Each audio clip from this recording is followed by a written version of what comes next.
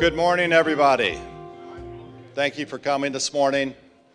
For those of you who don't know me, I'm Matt Kramer, and I serve as pleasure of being the president of the Catholic Foundation. We're very excited that you're here this morning. I see lots of friendly faces, a lot of people I know and a couple people I don't know. We have a lot of advisory council members here. We have some trustees and former trustees, some awardees, former awardee recipients of the Catholic Foundation Award, and several donors. And donors are by far the strongest part of our foundation. That why we exist is to carry out donors' intention and to make their gifts last as they went into the community. So we appreciate you being here this morning. We are a strong foundation. You're going to see pins on your place there. We ask you to please wear those. This is going to be part of a larger advertising campaign or a raising awareness campaign you're going to hear a lot more about in the next few months. And if you need some extra pins, I just happen to, I have a couple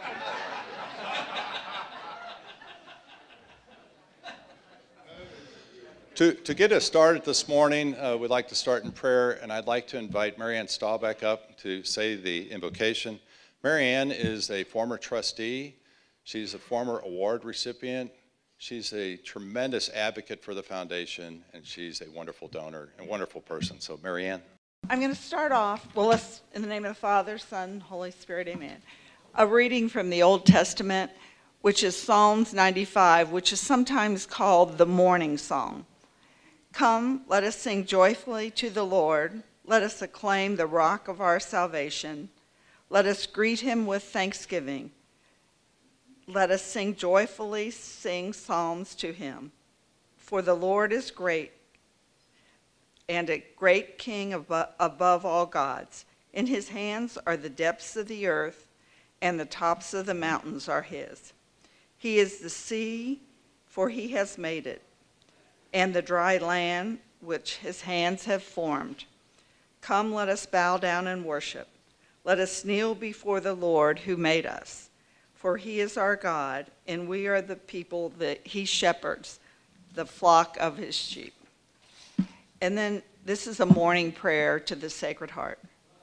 Most Sacred Heart of Jesus, we give you thanks and praise for all your many gifts and blessings, especially the love you have showered on us. Be with us each moment of this day. Help us to be mindful of your never-ending love, and inspire us to show our love for you by responding generously to the needs of others. May we become your eyes, your ears, and your hands, your voice, in a world which hungers for love and forgiveness. In all that we say and in all that we do this day, may we do it for you. Be with us, Lord, and bless us. Dear God, bless those who have grown, prepared, and served the food that we were about to eat. And now if you all will join me in, bless us, O Lord, in these thy gifts, which we are about to receive from thy bounty through Christ our Lord. Amen. In the name of the Father, Son, Holy Spirit. So I'd like to introduce Lydia Novikov. Lydia has been a great supporter of the Catholic Foundation, not only a former trustee. She headed up the 50th anniversary for the foundation celebration when we had a huge luncheon back then. I think she had a lot to do with the art plaza down by the cathedral downtown, and she's been the head of the advisory council for the last 15 years. So we really appreciate all Lydia has done, and please, Lydia. It is my privilege as chairman to welcome you to our annual meeting and to thank you for serving on the advisory council. I also want to extend our sincere appreciation to our three presenters, Father Michael Ford, Dr. Thomas Hibbs, and Chris Rebuck. We appreciate you all taking the time to join us.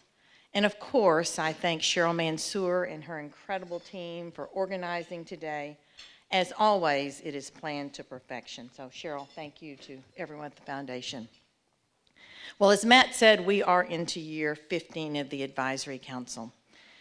And if you think about the tremendous societal changes and advances during this same 15-year period, almost everything seems fleeting. Here today, gone tomorrow, replaced by something new, brighter, shinier, supposedly better. kind of a disposable society of sorts. So what sticks? What's of value? So I thought, given this, I should think about it's time for an assessment or a reevaluation of the Advisory Council. So are we still relevant? That was my question. Now, of course, I went to the source these days, which is Google, and I searched, why have an Advisory Council? I have to tell you, I was pleasantly reassured by what popped up. Here's what it said. An advisory council is a collection of individuals who bring unique knowledge and skills which augment the knowledge and skills of the Board of Trustees in order to more effectively guide the organization. Advisory councils are definitely still effective and relevant. For us in the Catholic Foundation, the purpose of the Advisory Council is to add to the body of expertise available to the Foundation, to educate others about the Catholic Foundation, and to encourage involvement and support of our foundation within the community.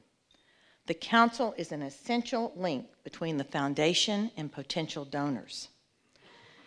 In addition to informing key people in the Catholic community, members of the Council, through their personal and business contacts, are in a position to encourage acquaintances and associates to support the Foundation's programs with gifts and bequests.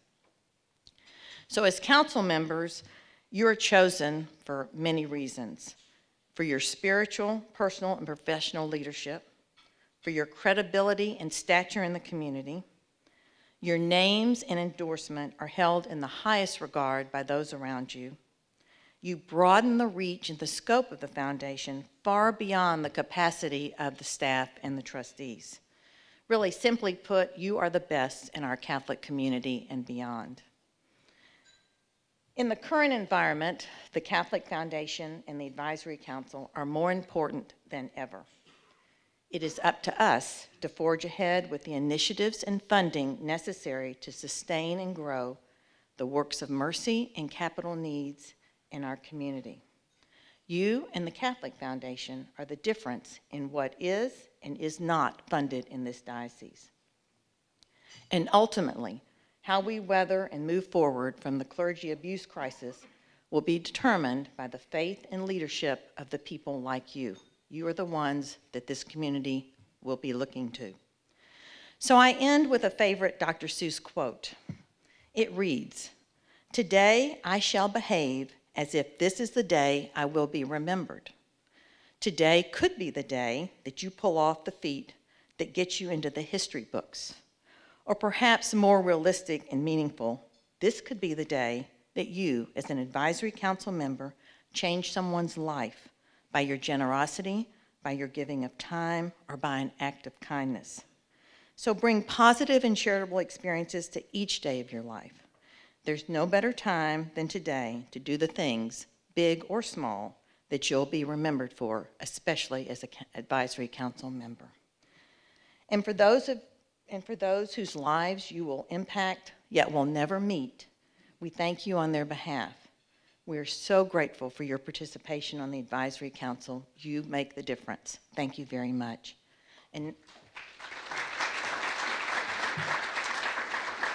And now it's my pleasure to turn the podium over to Mark Lyons, President of the Board of Trustees of the Catholic Foundation. On behalf of the Foundation and the staff, I'd like to thank all the Advisory Council members for being here today. And Lydia's comments were just so on target about the great things you guys can do for us as a Catholic community and a foundation.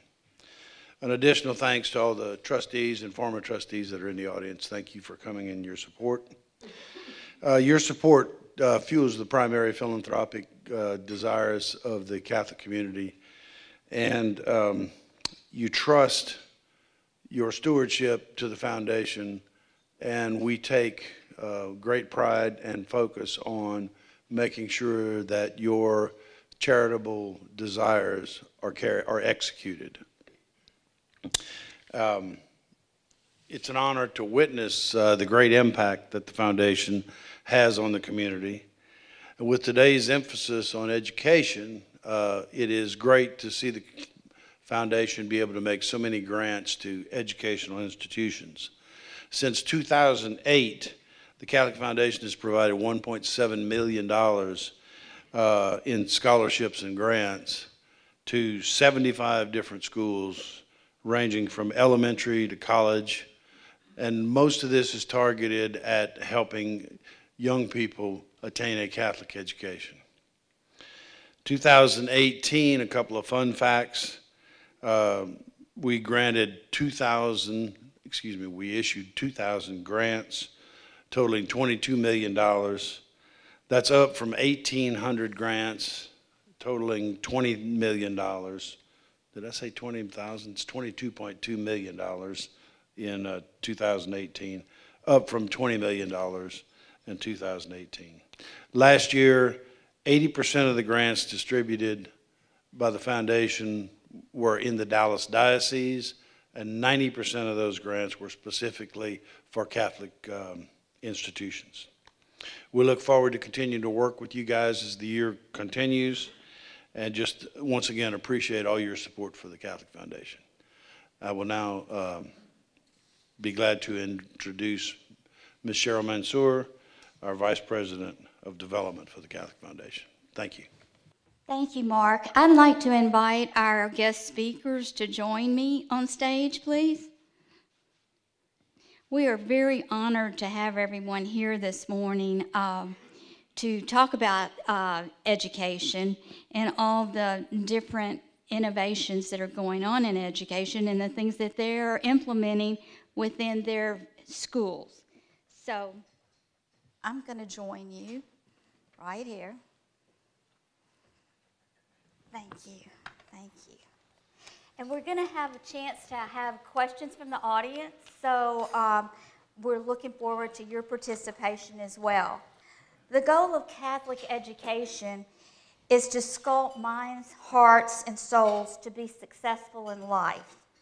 For countless reasons, Catholic school education is very important to the Catholic Foundation and many of our donors who have created scholarship funds, who have created legacy funds that provide tuition assistance now and in the future.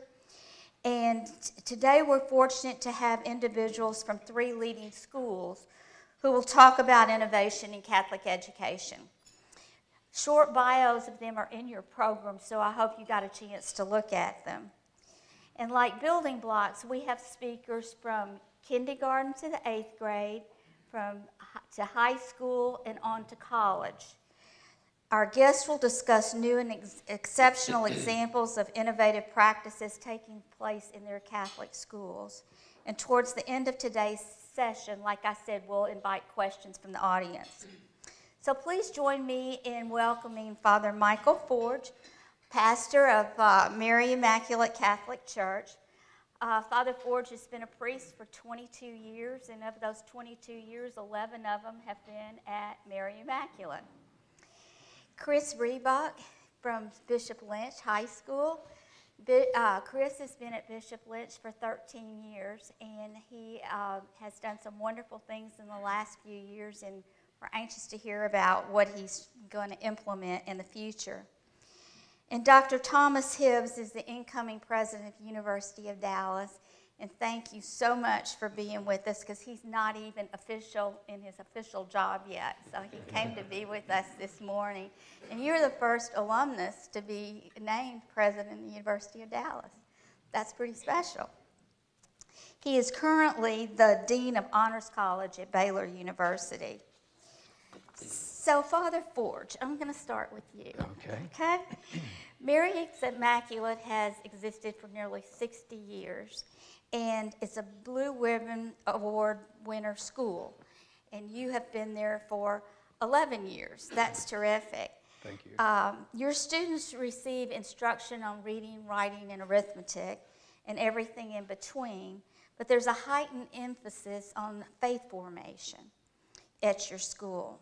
Because of your vision and perseverance, you have some of the Dominican Sisters of St. Cecilia, also known as the Nashville Dominicans, at your school for the upcoming school year. Please tell us about your thinking and how you got to that point. Okay, well, thank you very much. What an honor to be here this morning. I want to start by saying, first of all, that God really likes me a lot. Don't know why, but he does.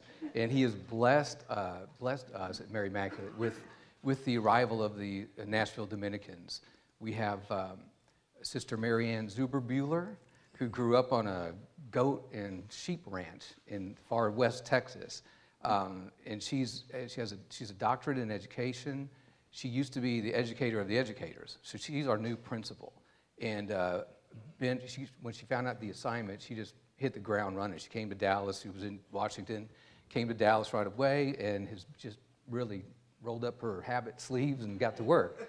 And so that all came about. Do you want me to tell the story how that came about? Yes, So please. when I first got to Mary Immaculate 11 years ago, I was in need of a new principal. And so I reached out to the Nashville Dominicans then.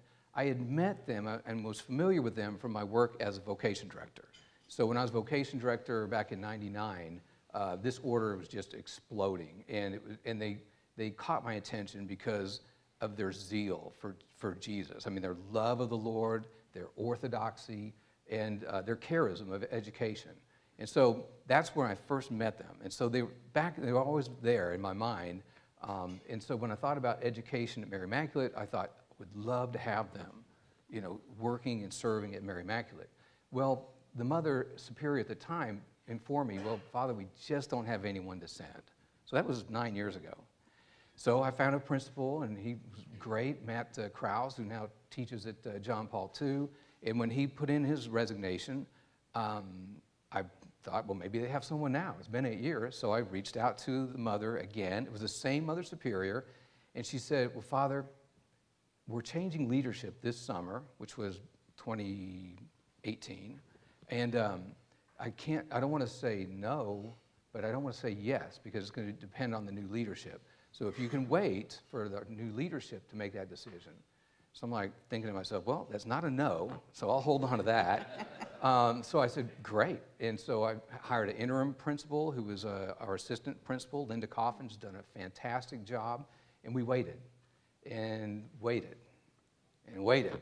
And then finally in the summer, they changed their leadership. I got a call from the new Mother Superior, and she informed me that they had decided that they would like to come to Mary Immaculate. And so I'm like, excellent. So obviously, I didn't make that invitation without getting Matt Varicki, the superintendent's okay, and it was certainly Bishop Burns was the powerhouse behind getting them to Mary Immaculate. I got to give him credit. I did the leg or grunt work, but he did the actual wooing, if you will. So anyway, so that's how they got here. They decided, they came, they looked at the campus. The very first, well, I brought them into, after we met with Bishop Burns that morning when they came in, took them to Mary Immaculate on a tour, and I love telling the story because the Mother Superior, she's tall, slender, and it was a team of 4 of them, and the kindergartners had just come back from lunch.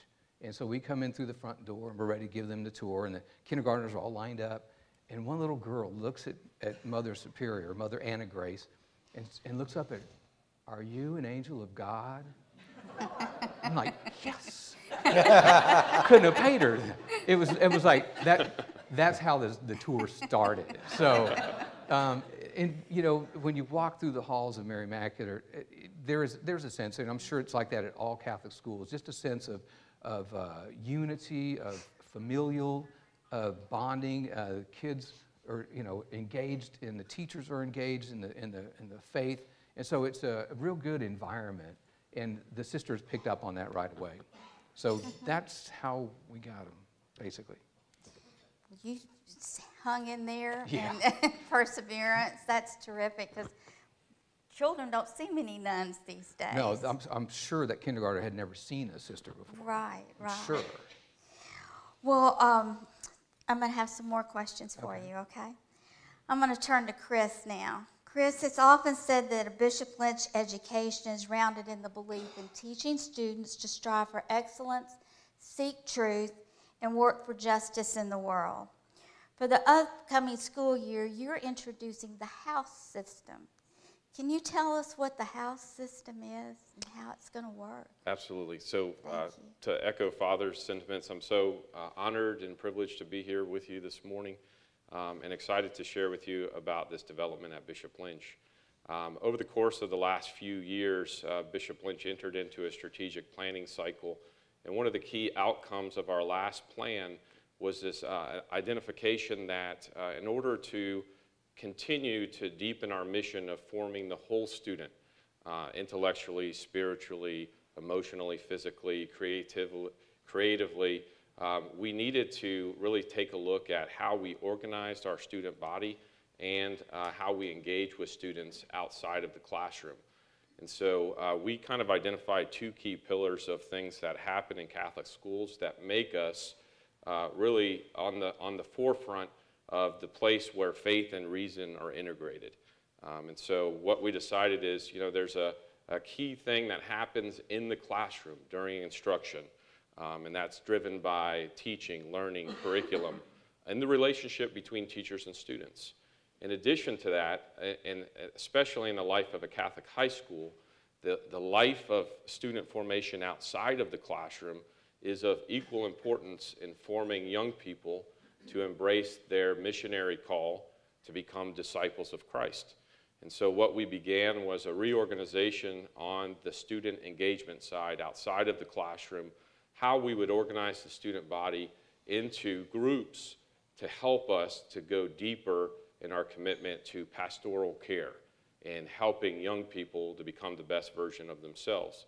So what the house system is, it's a subdivision of the school. So we've divided the school into 8 separate segments that are equal in nature and gender, and it's a cross-section of the school from freshmen through seniors, as well as a good mix of interests, so that each of the 8 houses, the segments are called houses, represents really a good microcosm of the school in its entirety.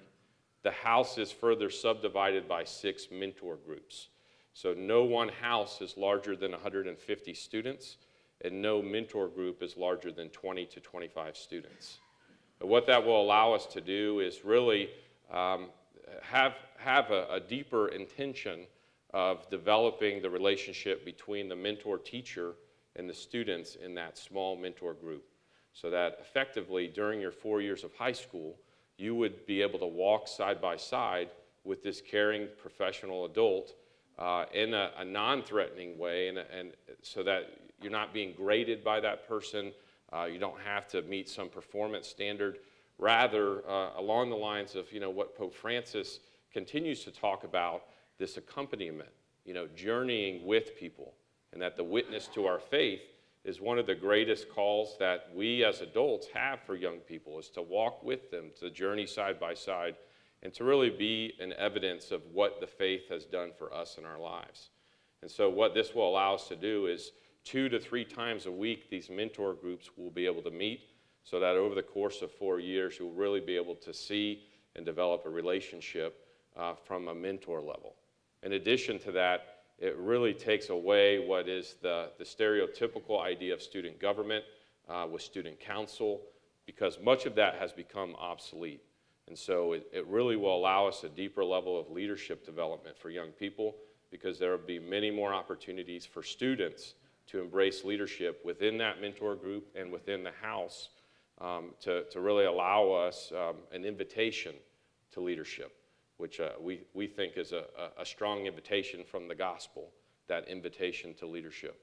And because the school has a Dominican charism, we were founded by Dominican priests and sisters.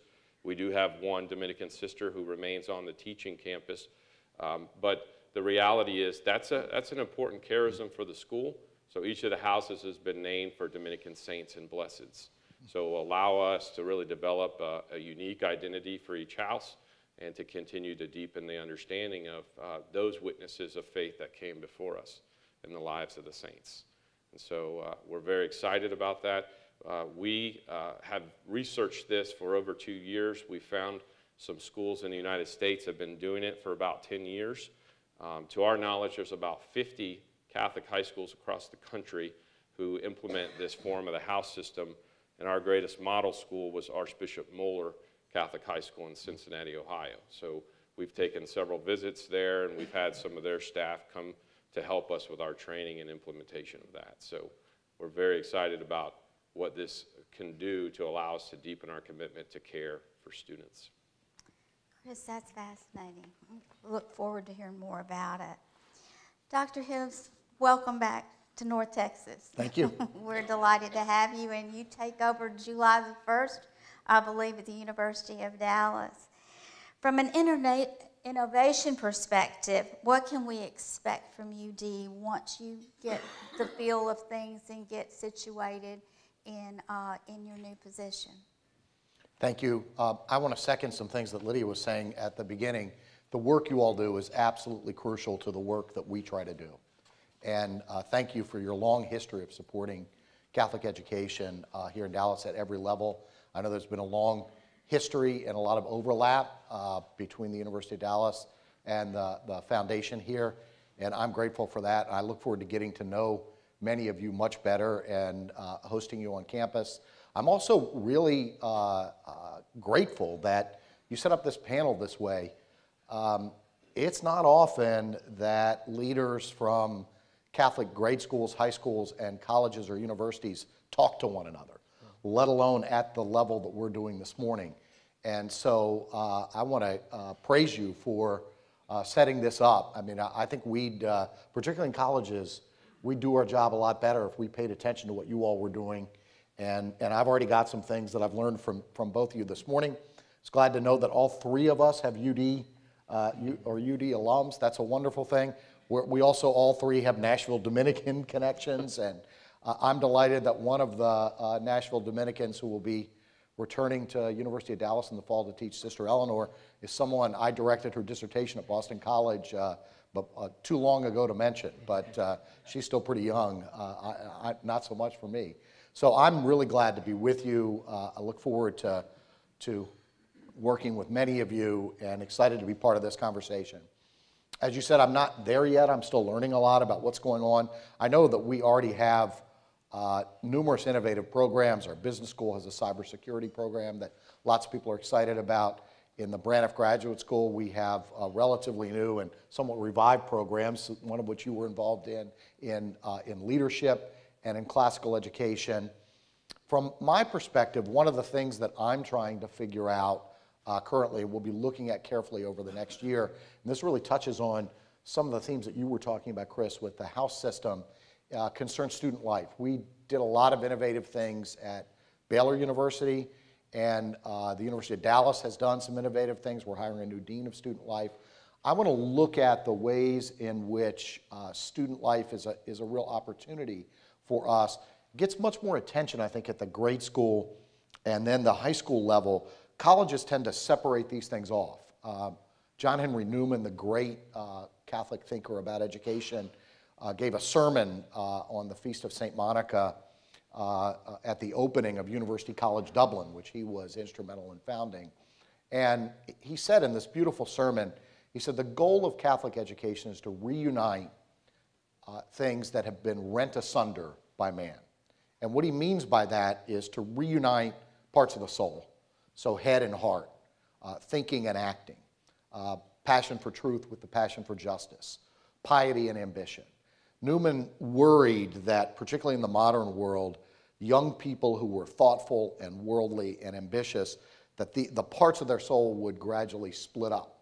And this, he worried, would lead to a loss of faith, a loss to an appreciation of discipleship, being at the center of young people's lives. Student life, I think, in college is where these things come together. We do a great job in the classroom of educating the mind. The question is, where does that intellectual formation get integrated into the formation of the heart, the formation of a life of service, and student life, I think, is the place where that happens. I could talk a lot more about this if there are questions, but we've seen a real interesting trend over the past 15 years nationally, where even secular state schools who had kind of left student life to just go its own way are realizing now that there are lots of issues that go on in student life that impact success of students, impact their academic success. So they've come to places like Baylor and other places to look at what we've been doing in student life, and UD has been implementing many of these things to try and look at the formation, the health of our students in mind and body, but also the way in which that intellectual formation gets integrated into a life of service and a life of a discernment of calling that involves finding a career, but involves finding that career in a certain key where they see themselves as disciples, both in their career and in their communities, their churches, and their families. So I'd be happy to say more about that. There are lots of really innovative things going on in student life at the college level, which are in a way a return to older things. It's a recovery of things that we used to know about the formation of young people and we lost sight of over the last 50 years in higher education. We're bringing those back. As Catholics, we have lots of resources at every level for these things. And I'm excited about learning more about what's going on at the University of Dallas in student life, and then how I might be able to enhance the things that we're doing well and improve some things that maybe need improving. Thank you, Dr. Hibbs. Thanks to each of you all for giving us an overview of some of your innovative things that you've got on the drawing board. But let's talk about some more about the specific aspects of innovation in Catholic education. As I said before, Father Forge, it's not very common to see religious sisters walking down the hall. And I think most of these are in habits, too. Is that right? Yes. What motivated you to bring the sisters here to Dallas to Mary Immaculate? Thank you. That's a deep question, a very good question, and has a multifaceted answers to it. But on the surface, I mean, I grew up. My aunt was a sister, was a religious sister and teacher at St. Mary's in Leavenworth. So I grew up with a vocation of religious sister. And my uncle was a priest as well. So it's just kind of part of my fabric, you know, having religious sisters and priests in my life. When I only went to Catholic school for 2 years of my life. I'm an Air Force brat. I was sharing that. So we moved around quite a bit. But the 2 years I was able to go to a Catholic school was in at Divine Redeemer in Colorado Springs. It was run by the Divine Redeemer Sisters, or Sisters of the Divine Redeemer. Those 2 years, 5th and 6th grade, were, for me, the most secure, formative years of my life. Because in Air Force, I was telling Chris, I lived in 10 different places before I was 11 years old, right? Wow. And so that was a lot of moving around. But those 2 years at Divine Redeemer were the most secure and, for me, formative years. And connected to that memory are the religious sisters. They too were in habit. And I was sharing this with Sister Mary Ann. I remember their faces. I don't just remember their habit. I remember their faces. And they had an impact on me. And I mean, so much so I would say that when my life was in turmoil in my early 20s, I think it was the memories of that security that brought me back into the church, brought me back to looking to the church for that sense of stability. So they're very much part of my own conversion even. I want that for my school kids. Why wouldn't I? I mean, I want them to have an experience of church that gives them a sense of security, formation, love, and the sister, I mean, their teachers do that now, but it's just a different dimension when you have religious sisters that have dedicated completely, totally their lives to serving the Lord. And so who wouldn't want that for their kids, right? So that's what I want. I want my students to have that same kind of an experience so that if they ever encounter turmoil in their life, they will remember the security that they had when they were in grade school, because that's so formative, as you know. That You have answer a the question? very good heart, Well. Father. You truly do. The children are very lucky. Thank you. Chris, the house system you discussed seems to be a major systemic change at Bishop Lynch. Did you perceive something was lacking at the school to go looking for this? Well, I would say the first way I would answer that question is I think schools in general, education in general is in a new era. And if we continue to teach the way that we have, we're preparing for students for a future that no longer exists. So I think the idea of becoming an adaptive school to prepare learners who are also adaptive is a big part of the mission of Catholic education, of the tradition of the preparation of the intellectual, but the integrated approach to the whole student allows us an opportunity to challenge, I guess, really how knowledge has shifted. You know, I think that there was a time pretty recently where soft skills were abundant and knowledge was scarce, right? There was even, if you think about it, there was even great examples on TV of great moral and character lessons and social emotional learning that kind of streamed through the life of Mr. Rogers' Neighborhood or Father Knows Best or Leave It to Beaver, you know, and that dynamic has shifted considerably. And even in the home, the idea that soft skills and character and moral development is not an assumption we can make anymore as educators. And there was a time where the teacher was an expert in their field, a sage on the stage, if you will, and we actually had to go to libraries to learn something, right? Now with the advent of technology, I mean, we basically have the sum of human knowledge at our fingertips. And so that dynamic it's really shifted so that now knowledge is no longer scarce, but maybe soft skills have become scarce. The idea of respect, empathy, listening, being able to see differences amongst culture and community. Those are things that I think are a part of our need to form students who are ready to embrace leadership in their own lives, but also to be transformative leaders for the communities that they're going to land in after they leave elementary school, high school, and college. And so I think it's not that we noticed something that needed to change in Bishop Lynch. We are amidst the change, right? This change in education is, it's never going to be the same as it was before. And we can't just put technology away and say it's evil, because it's going to continue to be an integrated part of our lives. And it's going to continue to be able to allow us to do things with technical skills so that human skills are going to continue to increase in value.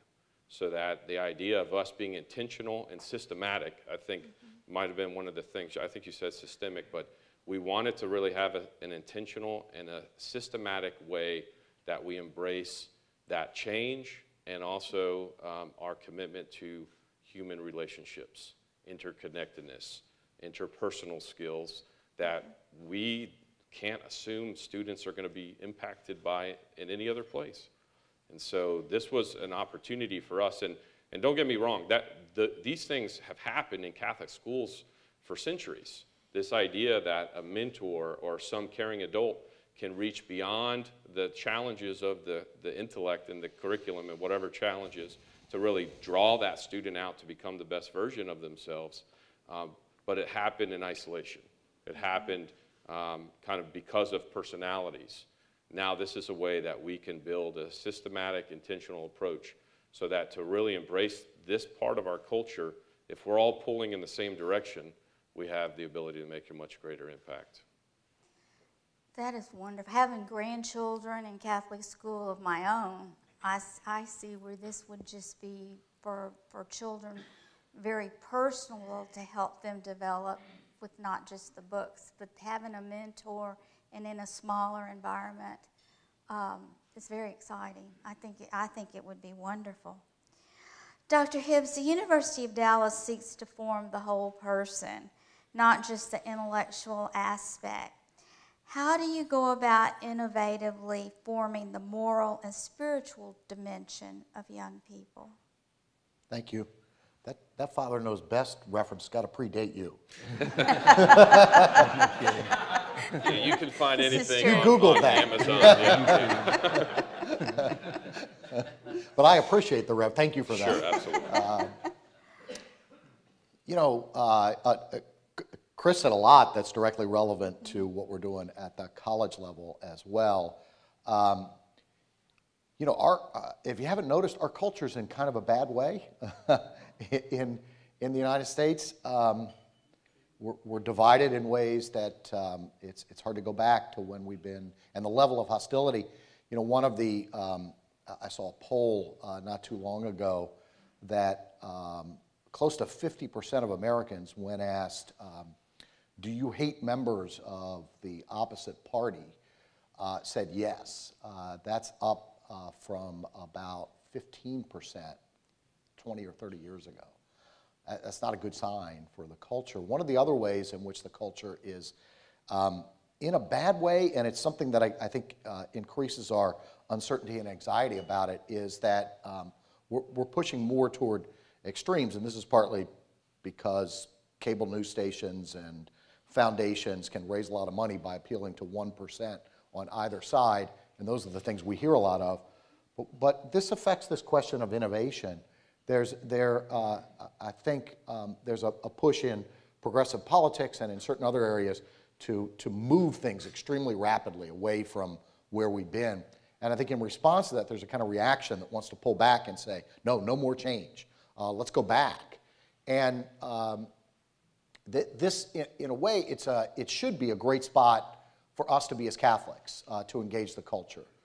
Because the Catholic Church, over many centuries, has been the best institution at mediating between past, present, and future.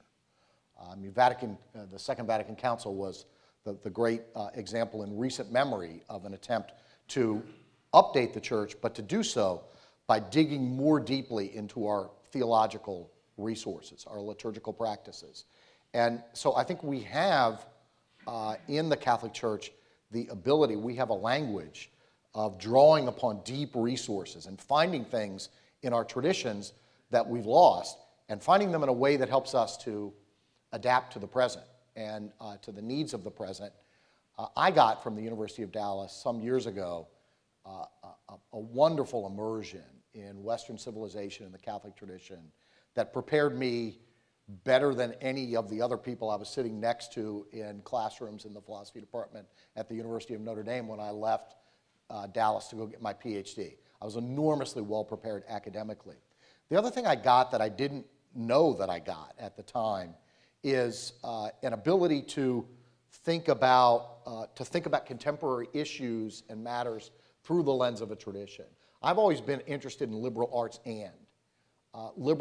and career and professional development, liberal arts and the culture. I spent a lot of time some years ago driving back and forth between Waco to Dallas to see early screenings of films to review movies. And what I was doing in movie reviews was attempting to bring to bear the insights that I'd gotten from my liberal education on the contemporary culture. And I think what Chris said at the outset of his comments about how we can't do things the way we always did them. That's right. We need deeply to draw upon the resources of our tradition, but then we need to think creatively about how to apply those in the present. So that innovation has got to be innovation that suits our distinctive missions and that helps advance those missions. It's not just innovation for innovation's sake, but what you were saying about the soft skills and the interpersonal, those used to be integral to the culture that our students got in their families, in their local communities, in their churches. They still get it somewhat, but it's attenuated. And so our schools need to be much more attentive to those matters that we used to take for granted. And as Catholics, we have the resources to do that. But it's interesting, it's the best innovations, it seems to me, in education are always innovations that are drawing upon things in the tradition that have been neglected and then finding a fresh language and fresh ways of applying them in the present. And I mentioned that earlier with student life. That's one of the ways in which even secular universities are going back to traditional models of student life, but in a new language. And so I think that's, especially at the university level, we need to be the leaders on developing the resources of our tradition and applying them in fresh ways with fresh and exciting language for young people today. Mm-hmm. It's going to be exciting. Exciting to watch you. And you're right on target at that. I'm going to throw some questions out to the group. So I'm going to let anybody answer. And so none of the things we have talked about today are necessarily focused on technology innovation. You've all talked about efforts that suggest there is a need to be more innovative in the areas of human formation and development and in organizational culture.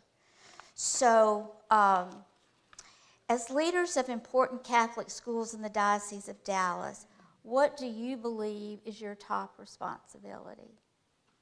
I'll jump in on that one real quickly Okay. because, and I really like this idea of these houses, as you call them, because this current generation, the iGen as they're called, or Gen Z, whatever you want to call them, they're the generation that grew up with the iPhone.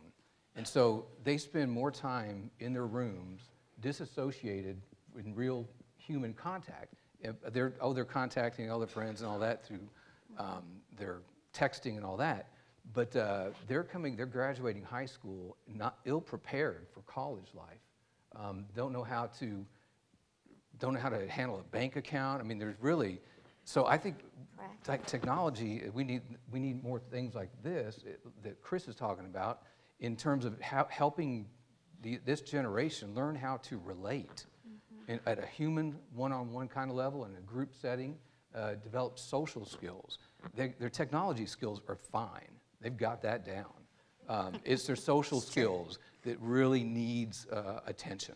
Right, So. right. I agree with you 100%. Yeah, I think if you think about this generation is the most connected in human history, and we're seeing signs of maybe most disassociated, right? Yep. So that's a real conflict, the juxtaposition of those two ideas.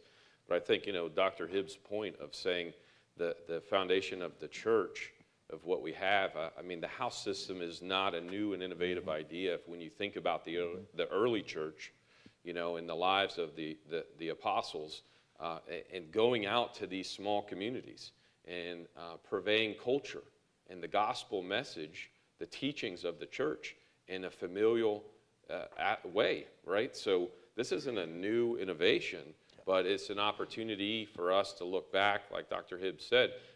It's like the wineskin and the wine and old skin kind of parable. Yeah. It's this idea of like our tradition is so rich and so deep that we just have, as educators, an opportunity to begin speaking that in a new way to really enliven the lives of these people being called to discipleship.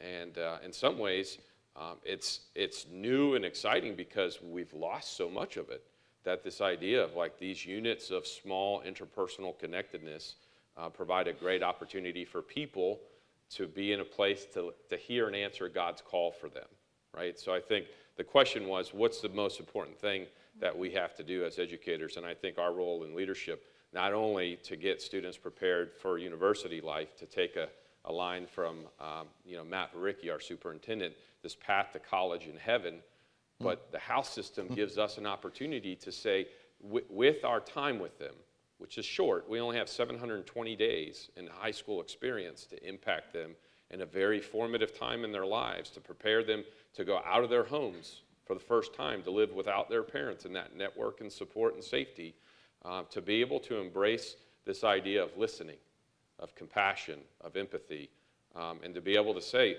what is it that God is calling me to do, and then to have the courage and the knowledge to go get that. Yeah, just briefly to continue on this, the most connected generation, but also the reports of the highest levels of loneliness. We've seen a huge spike in the last 10 years in students coming to college with anxiety issues. And the interesting thing is that it's often the most successful students who have the highest level of anxiety coming into college.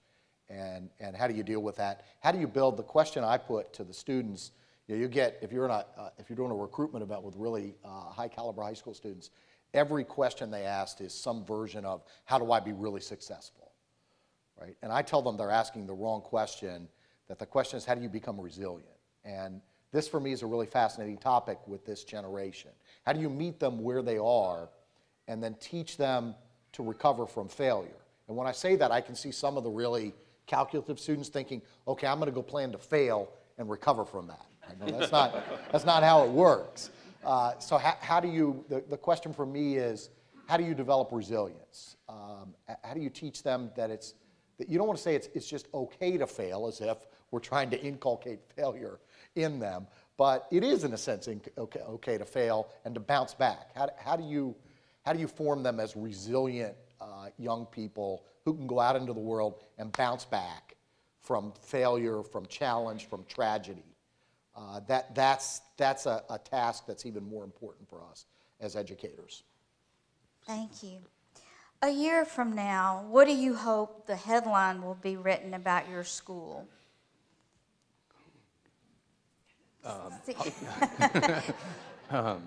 We can think of a lot of headlines you don't want. Seeking to hear their measurement of success I was going to say, at these new innovations. the headline I'd like to see is Father Forge gets another 6-year term at Mary Immaculate. Because my second term ends next year. But, oh boy, only that, you know, that Mary Immaculate School continues to thrive under the leadership of the Nashville Dominican Sisters. That would be a great headline. That's good. That would So I think mine would be twofold. A record number of Mary Immaculate students There you gain go. entrance to Bishop Lynch, and a record number of Bishop Lynch students earn scholarship to University of There we Dallas. Hey, all right. Yeah. I think in addition to that, you know, one of the things as, you know, Dr. Chad Riley's here, our principal as well, as we have a lot of opportunity to do some reflective leadership practices as we're thinking about this is a systemic change for the school. We are completely reprogramming how we want to interact with students while they're on our campus. And this idea of being seen and known and loved, I think continues to be at the forefront of why we're doing this, right? Because we don't want any students to slip through the cracks. Not only at the higher ed level, there are record numbers of anxiety, depression, suicidal ideation issues that young people are facing, even at the junior high level. And it's alarming, and we need to create a network where we are intentional, and together we're pulling the culture toward this idea where every student should be seen, known, and loved. So I don't know if that's a catchy headline or not, but that's kind of where my thoughts are. So, speaking to a foundation here, I'd like to see us in a position where we've got a great operating team raising lots of money for the University of Dallas, and we've got a trajectory to raise a lot of money. It's expensive, and we've got a lot of needs that good things that are going on that could be done a lot more effectively and successfully if we were raising a lot of money. So I'll be very frank about that. But in order to do that, and universities are, you know, I should probably be put into therapy for even wanting to be a college president. Universities are places where American universities are enormously successful in lots of ways. Also lots of pressure points and lots of ways in which parts of the university can not just get separated but divided against one another. I'm coming from Baylor. You all have been reading since about the time I arrived there about internal divisions at Baylor and problems we've had to face. We had a great team in the Honors College where we just kept building and working. But over time, what you hope for, and what I hope for there and what I hope for at the University of Dallas, is that all of our constituencies come enthusiastically together and are all working toward the same ends. I regard my role as a president, perhaps the first role as president, is as storyteller. I've got a lot to learn about the great stories. 2 of them are right here from the University of Dallas. And so I hope a year from now, people are saying, man, that community's really working together. And I hope you all say, I love going out to Irving, to the campus, and visiting out there. It's a wonderfully hospitable place. I love engaging with the students, the staff, and the faculty. That's the local headline. That's not going to make it onto the front page. That'll get buried somewhere because it's too good news to make it to the front page. But that's the local headline that I'd really like to see for the university. Thank you. I'm going to open it up to some questions. Anybody has any questions they would like to pose to anyone up here? I have a real quick question about the program you're putting in place, the house program. I would be excited to be a freshman. I'd be really sad to be a senior. How do you try and get 4 years worth of what you're trying to accomplish through the 4 years with your seniors as your transition around? How do you do that, or can you do that? Yeah, I think as we've been talking to the schools who implemented this 10 years ago, there's no easy way. You can't go toe into the shallow end. You have to kind of plunge in. So the implementation cycle of this is actually a 4-year cycle, right? So we're really intentional about saying, hey, there are certain things we need to do year 1, year 2, year 3, year 4, because we do need to get to a point where nobody in the building remembers how it used to be, right? And it does chip away at the traditional hierarchy of high schools, right? So freshmen, sophomores, juniors, seniors, those were kind of sacrosanct pillars that people existed in. But unfortunately, that's not an effective way to get people prepared to be able to embrace differences in college or in the work life, right? So we have targeted some specific rising seniors to really hone in on inviting them to, hey, you're the inaugural group. So there is a little bit of make or break in the development and the mentoring of that special group in this first year, right? Because they're the ones that are losing the most of how it used to be. And so we've been very, very specific about how we're calling them to this engagement, including them in the planning along the way, having student groups as a part of the focus groups and the planning study, so that we could have the student voice as a part of that, so that we weren't going to be deaf to the idea of how would this really affect students. So, but it's a really good question, and it's one that we continue to wrestle with of, how are we going to get people to feel like, okay, this is a part of my experience in high school? And then even further looking, from my perspective as the president, I mean, alumni engagement and philanthropic support, this is a dynamic shift of how the experience of Bishop Lynch High School is going to be marked by students' time there. So there will be a new generation of alumni who had it different than the others. And so we're starting to try to think about how do we extrapolate this out even further? How could it impact us negatively or positively with the longevity of the relationship that we want to have with kids? Because it's not just 4 years, it's 40 plus years. We want them to constantly be engaged in the school. But it's a really good question. Thank you, Chris. Anyone else? Chuck? I've got about 1,000 questions for all three of you. Father Michael, you got 2 Dominicans. Can you get any more? Well, that's the idea. Actually, Dr. Hibbs has 2 also. So there are 2 teaching at the University of Dallas, and then we'll have a principal and a teacher coming in next year. We are in the process, I've been working with JJ, the provost at UD. He and I in the advancement office of the diocese have been working together on getting a convent built, right? And the initial, I had an architect do an initial rendering based on the mother house. It was going to be like a little mini-me mother house convent, which would have 10 cells, and that's not a derogatory statement, that's what they call them. And Mother, I sent the schematics to Mother Anna Grace, and she looked at them and wanted to scale it back in some areas and expand it in others to 12 cells. So that's a good sign, right? So the idea is that as we have attrition with teachers retiring, that Mother or Sister Mary Ann would be in a position to bring in another sister to teach. And so, and that we would have we could house at least 12 sisters at this convent, which we hope to build in the next couple years. So. That would be wonderful. There are a lot of people in this room who are members of the Sarah clubs, and there's an intersection between what you have made us do and what we would like to see done. I mean, like you said, I've got 7 grandkids in Catholic school, and the only one that has a sister is at Bishop Lynch. Right.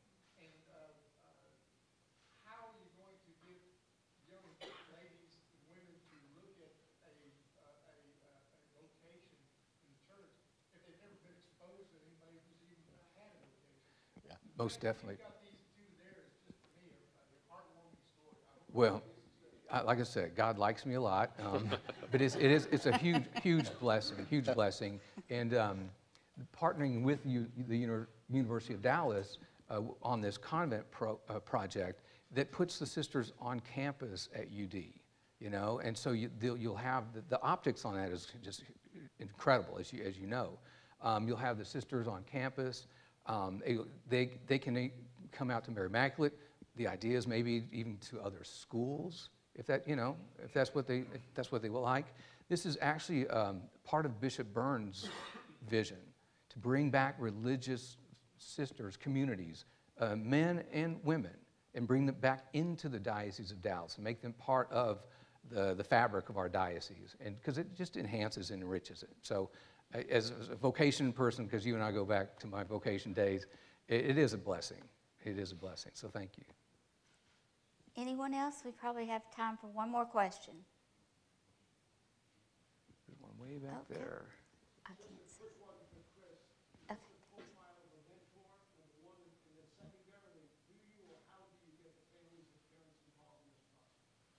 So we, actually there's two levels of leadership in the house. So the first thing we did is we identified a faculty dean to be the leader of each house.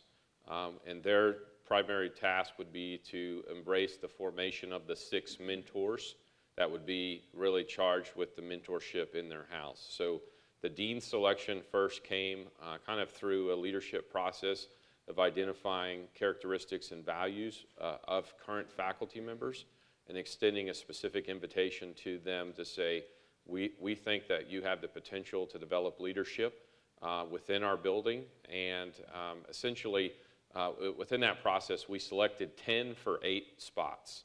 So that 2 of the 10 kind of serve as the directors or the coordinators of the entire program.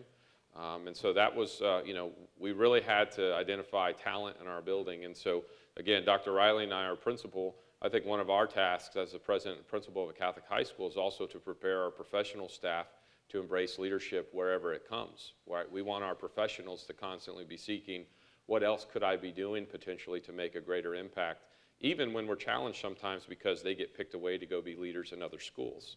But essentially that's our vocation as a Catholic school from an employment standpoint.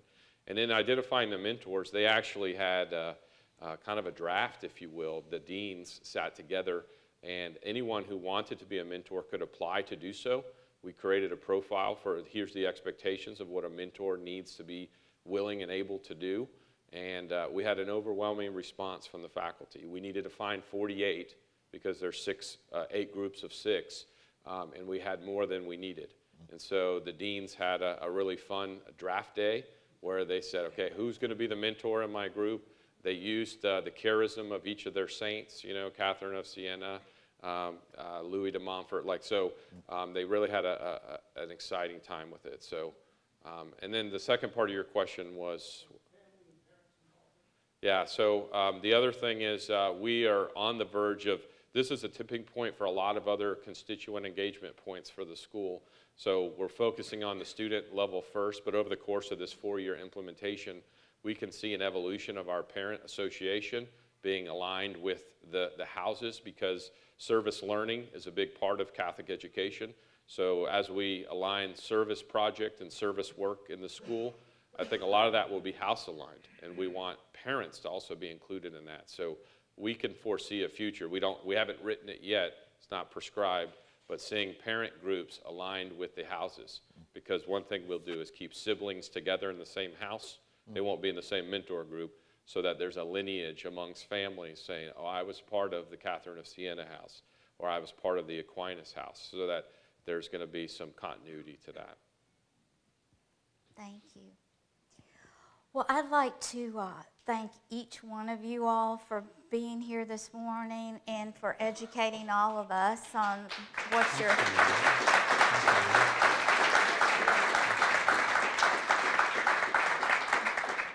what innovatively to education y'all are going to bring. We'll be reading about it, and do keep us informed and educated so that we can educate our donors on what you all are doing in the area of education. So thank you very much for being here. I also would like to thank my team, my colleagues, Matt, Michael, Mike, and Bill, for helping to develop this program. It was a team effort, and I want to thank Lydia for all you have done for the foundation, and for always being there for us and for being there for me. So thank you very much. We'd like to close with the benediction. I'd like to invite another friend and very big supporter of the Catholic Foundation, Mr. Larry Ackles. We thank our Heavenly Father for the many blessings in our lives, for our families and friends, for the continued excellence of Catholic education, as expressed so eloquently today by our guest speakers, for our gift of faith, and for the wisdom and courage to never stop fighting the good fight, especially in these challenging times. Almost 60 years ago, JFK reminded us that here on earth, God's work must truly be our own. In that light, I would say we've heard a lot about nuns today, and one of the axioms of my life is to never underestimate the power of a single nun. And I would like to conclude with one of my favorite prayers from Mother Teresa, found written on the wall in Mother Teresa's home for children in Calcutta. People are often unreasonable, irrational, and self-centered. Forgive them anyway. If you are kind, people may accuse you of selfish, ulterior motives. Be kind anyway. If you are successful, you will win some unfaithful friends and some genuine enemies. Succeed anyway. If you are honest and sincere, people may deceive you. Be honest and sincere anyway. What you spend years creating, others could destroy overnight. Create anyway. If you find serenity and happiness, some may be jealous. Be happy anyway. The good you do today will soon be forgotten. Do good anyway. Give the best you have, and it will never be enough. Give your best anyway. In the final analysis, it is between you and God. It was never between you and them anyway. And may God bless and keep each one of you and grant you peace, good health, and prosperity all the days of your life. Amen. Thank you, Larry. That was a great prayer to conclude. I want to thank everybody again for being here today. What a wonderful event. And as Mark told you and shared with you, the amount of influence that the donors to the Catholic Foundation have in our Catholic community is fabulous, and we appreciate all the support and efforts that you have and all those causes you want to support. So thank you again. Thank you to the Advisory Council members, everybody who attended today.